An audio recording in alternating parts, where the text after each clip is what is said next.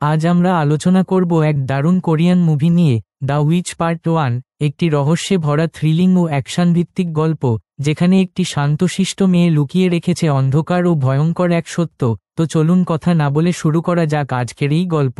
এই গল্পের শুরু হয় টেরারিস্টের একটা গ্রুপ থেকে, যেখানে অনেকগুলো বাচ্চা কিডন্যাপ করে ধরে আনা হয় আর তাদের ওপরে এক্সপেরিমেন্ট চালায়। এই গ্রুপটাকে চালায় দুজন মেইন লোক, মিস্টার চয় আর ডক্টর বিগ। এক্সপেরিমেন্ট ল্যাব থেকে 7 বছরের একটা মেয়ে পালিয়ে যায় এবং মেয়েটাকে খোঁজার অনেক চেষ্টা করে কিন্তু কোনোভাবেই খুঁজে পায় না। ডক্টর বিগ বলে চিন্তা করার কোনো কারণ নেই, 7 বছরের একটা মেয়ে যে কিনা অনেক আহত হয়ে আছে আর এই জঙ্গল থেকে বের হওয়ার আগেই মরে যাবে, কিন্তু তাদের ধারণা ভুল ছিল। মেয়েটা জঙ্গল থেকে পালিয়ে একটা বাড়ির সামনে এসে অজ্ঞান হয়ে পড়ে থাকে।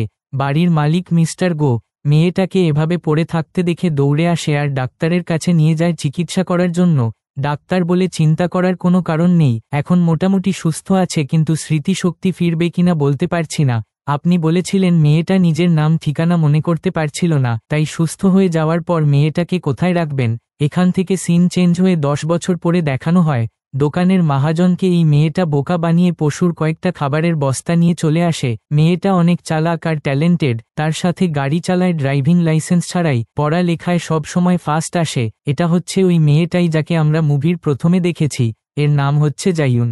এই দিকে আমরা দেখতে পাই তার মায়ের অবস্থা তেমন একটা ভালো না, অনেক বয়স হওয়ার কারণে অসুস্থ হয়ে পড়ে, এমনকি সকালে খেয়েছে নাকি খায়নি সেটাও মনে রাখতে পারে না। তার বাবার শরীর ও আগের মতো শক্তি নেই, ঠিকমতো কাজকাম করতে পারে না, দেখা যায় তো সব কাজ জাইউন নিজেই করে। তার পরের দিন জাইউন স্কুলে যাওয়ার জন্য বাস স্ট্যান্ডে আসে। এখানে আমরা আরও একটা মেয়েকে দেখতে পাই যেটা হচ্ছে জাইউনের বেস্ট ফ্রেন্ড।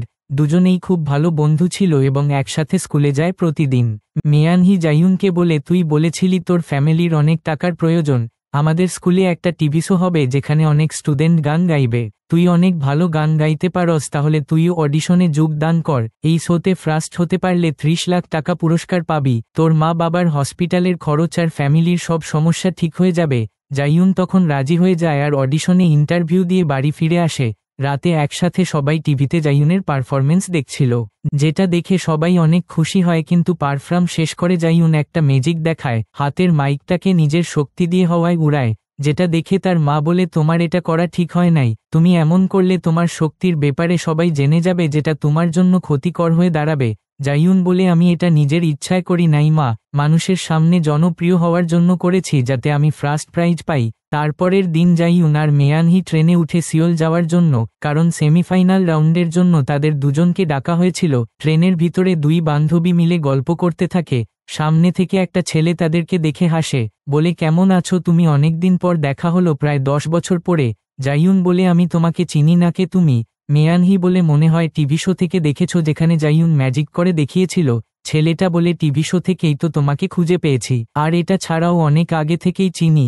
জাইউন বলে, তুমি আমাকে 10 বছর আগে কিভাবে চেনো? আমি তো চিনতে পারছি না, মনে হয় অন্য কোনো মেয়েকে আমাকে ভাবছো, কিন্তু আমি সেই মেয়ে না যাকে তুমি খুঁজতেছ। ছেলেটা বলে, অনেক হয়েছে তোমার নাটক, আর নাটক করিও না। এই কথা বলেই জাইউনকে অনেক জোরে একটা থাপ্পড়ের ইশারা করে। জাইউনের মুখ দেখে বলে, আমি একদম বিশ্বাসই করতে পারছি না, তুমি পুরো পাল্টে গেছো।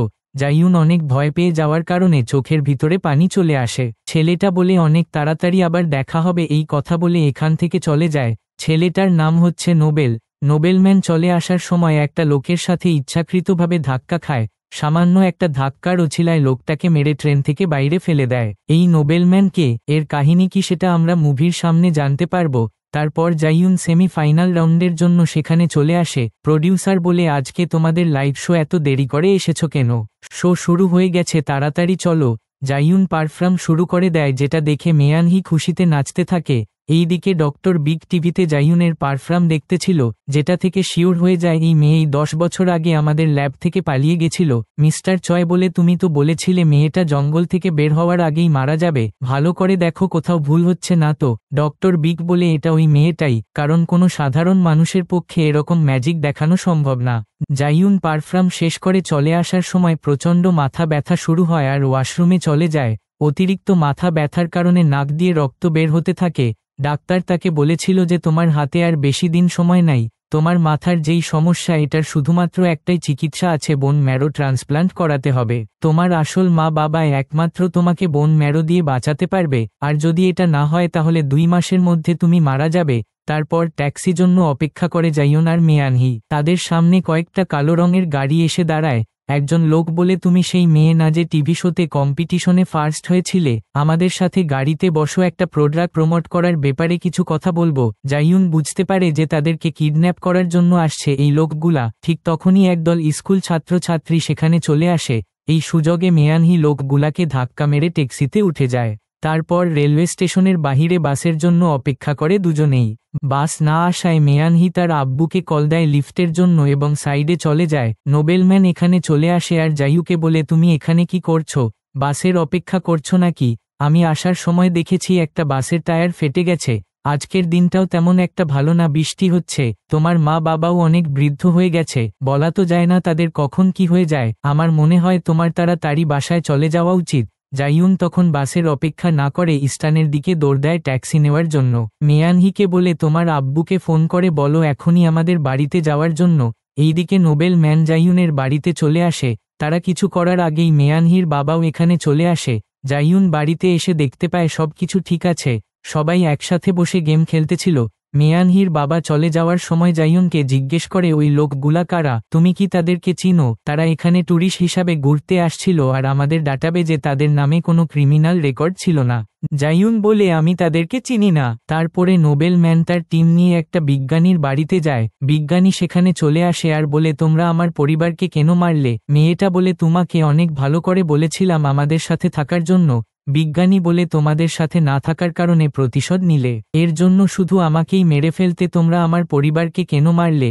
মেয়েটা বলে, আমাদের শুধু তোমাকে মারার অর্ডার দিয়েছিল, শুধু তোমাকে মেরে কি মজা পাবো তাই পুরো পরিবারকে মেরে ফেললাম। এই দিকে নোবেল ম্যান নিজের শক্তি ব্যবহার করে গাড়ির ড্রাইভারকেও মেরে ফেলে। তার পরের দিন মিস্টার চয় অন্য একটা বিজ্ঞানীর কাছে গিয়ে বলে, আমার হাতে একটা সমস্যা হয়েছে অনেক দিন ধরে, তুমি কি এটাকে ঠিক করে দিতে পারবে? বিজ্ঞানী বলে, তুমি যদি জাইয়ুনকে মেরে তার মাথার মোজক আমাকে এনে দিতে পারো তাহলে আমি ওই মোজক দিয়ে রিচার্জ করে তোমার ওপরে এক্সপেরিমেন্ট চালিয়ে ঠিক করে দিতে পারবো।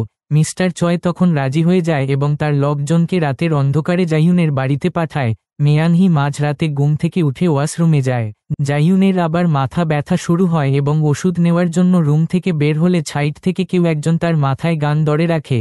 জাইয়ুন দেখতে পায় তার বান্ধবীর গলায় আরেকজন ছুরি ধরে রাখে। তাদের ভিতরে একজন বলে, কেমন আছো জাইয়ুন, চিনতে পারছো আমাকে? জাইয়ুন বলে, কে তোমরা আর আমার সাথে এরকম কেন করছো? তোমরা যাকে খুঁজতেছো আমি ওই মেয়ে নয়, দয়া করে আমাদের ছেড়ে দাও। লোকটা বলে, প্রমাণ করে দেখাও যে তুমি ওই মেয়ে না। এটা বলে মেয়ানহির গলায় ছুরি দিয়ে আঘাত করে। জাইয়ুন রেগে গিয়ে এক নিমিষে সবাইকে শেষ করে দেয় এবং নিজেও অবাক হয়ে যায় এই অবস্থা দেখে। মেয়ানহি অনেক ভয় পেয়ে যায় জাইয়ুনের এমন অস্বাভাবিক শক্তি দেখে।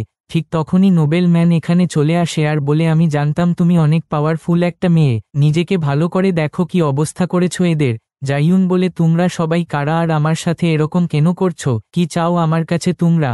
নোবেল ম্যান মেয়ানহিকে বলে, তোমার বান্ধবীকে আজব মনে হয় না তোমার কাছে? মেয়ানহি বলে, আমার বান্ধবী যেমনই হোক আমার কাছে আজব লাগে না। নোবেল ম্যান বলে, তুমি কি বলদ নাকি আমি বলি তোমার বান্ধবী কেমন? গরুর ফার্মের কাজ, গড়ের কাজ, তারপর তোমার সাথে টাইম পাস করা। কখনো পড়তে দেখেছো জাইয়ুনকে? কখনোই পড়তে বসে না। তারপরেও প্রতি বছর পরীক্ষায় ফার্স্ট কিভাবে আসে? শুধু পরীক্ষা না, জাইয়ুন চাইলে সব কিছুতে ফার্স্ট হতে পারে, যেমন ড্রয়িং, গান গাওয়া, এমনকি 10 জন মানুষের কাজ একাই করতে পারে। যে কোনো ভাষা একবার শুনেই বলতে এবং বুঝতে পারে। কিন্তু জাইয়ুন এগুলা করে না কারণ সবার থেকে লুকিয়ে থাকতে চায়। তোমার তো কোম্পানির কাছে কৃতজ্ঞতা জানানো দরকার নিজেকে এরকম বানানোর জন্য। জাইয়ুন আবারও বলে, তোমরা কারা আর আমার কোনো কিছু মনে পড়ছে না কেন? নোবেল ম্যান বলে, ঠিক আছে আমি তোমার কথা বিশ্বাস করলাম, কিন্তু তোমাকে আমাদের সাথে যেতে হবে যদি তোমার স্মৃতি শক্তি ফিরে পেতে চাও। আর যদি আমাদের সাথে না যাও তাহলে তোমার মা বাবা এবং আশেপাশে যারা আছে সবাইকে মেরে ফেলবো। জাইয়ুন তখন রাজি হয়ে যায় আর নোবেল ম্যানের সাথে চলে যায়।